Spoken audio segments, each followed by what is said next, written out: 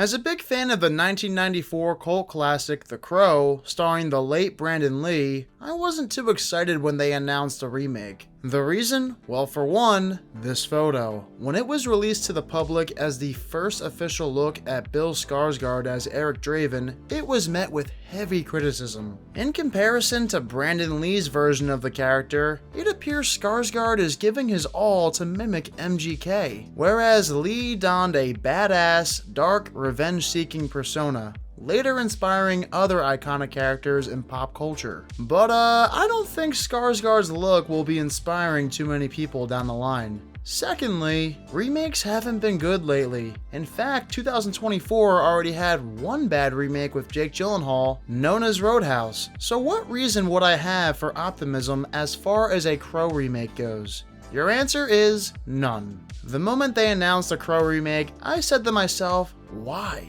What reasons do they have to remake a perfectly good movie that stands on its own only 30 years later? Considering the original is a cult film too, did they really think anyone was going to see this? Simply put, The Crow 2024 is one of the most unnecessary remakes I've ever witnessed put to screen. Nobody asked for this. Not a single human being. Again, the box office results speak for themselves. And even if this was a great Crow remake, I still have doubts more people would fill up the theater to see this. It's just not the kind of movie people want to see nowadays. We're not in the 90s goth era anymore. The original movie worked because it was made in the 90s when goth was in style. It's quite literally the gothic movie. But in 2024, it's not really a popular thing. So right off the bat, you're making a huge mistake by greenlighting another Crow film. The only way it's going to make money in modern day is by building a time machine, gathering people from the 90s, and bringing them to 2024. I think the creators knew goth isn't what's popular now though, so instead, they did their very best to make this feel like a modern day blockbuster revenge flick with Crow elements. But as a Crow film, it can't work like that. If you're not aiming for that bleak, gothic 90s tone, it's going to be a bad Crow movie. I'd go as far as to say this isn't even a Crow film, it's just pretending to be one. So Operation Crow 2024 was dead upon arrival. Regardless of style and how unnecessary a new Crow is, did critics get this movie wrong? Is it actually not that bad?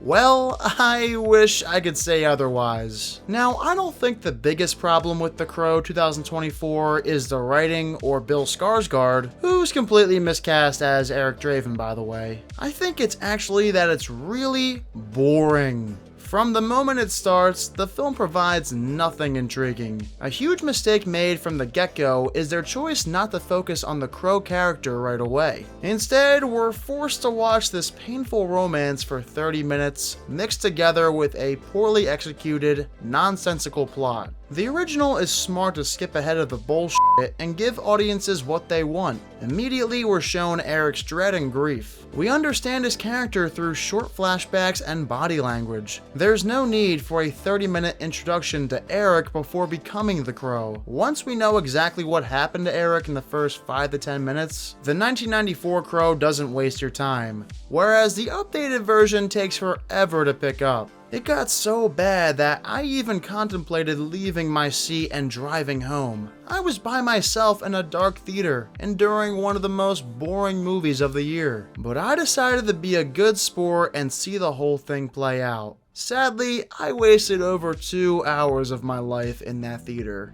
I'll never get that time back. So yeah, if you were hoping for some excitement, don't see The Crow. Anyway, let's talk about that writing and Bill Skarsgård. Unfortunately, we once again have a situation on our hands where I can't tell whether it's the writing or acting who's at fault. We all know Bill is capable of putting on an acting masterclass, so I want to say it's the writing, but at the same time, Skarsgård truly doesn't feel like the right fit as Eric Draven, especially after you watch Brandon Lee's iteration. Listen, I get it, Bill is good at playing creepy characters, so naturally, he seems like the perfect choice. Here though, it's pure cringe. part of me wants to say the presentation of this character is who to blame. I still find it weird they opted for this look instead of going with the classic Crow appearance. Nonetheless, Skarsgård is far from an intimidating menace, and his romance with actress FKA Twigs is a comedic bore fest.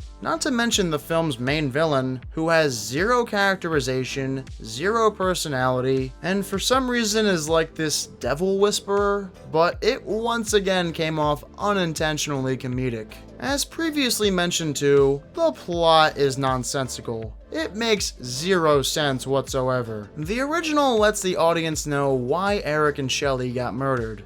But what does the new one do? Well, it does nothing actually. Basically, there's no reason provided as to why this criminal organization kills Eric and Shelley. There is a video someone takes of Shelley committing a disturbing act, but an explanation as to why she has to be killed for that is never given. They just brush it under the rug. Clearly, the film doesn't give two shits about creating a coherent story. Honestly, this may be the most incoherent film I've seen all year, and that's saying a lot after what Madam Web threw up back in February. So from start to finish, The Crow 2024 is poorly written and executed, has questionable acting, and is one of the most boring films I've seen in a while. The only positive thing worth noting here is one bloody action sequence in the third act that was quite enjoyable. But where was all that entertainment in the first 2/3? It shouldn't take almost an hour and a half for something fun to happen in a Crow movie. It's sad to say that it would be better had they just kept this franchise dead in the ground for good. This isn't a movie that pleases anyone, not even modern day goth people, because well, it's nothing like what the original film was for people who fell in line with that gothic persona. The Crow 2024 is an overall waste of your time, and easily one of the most unnecessary remakes I've ever watched.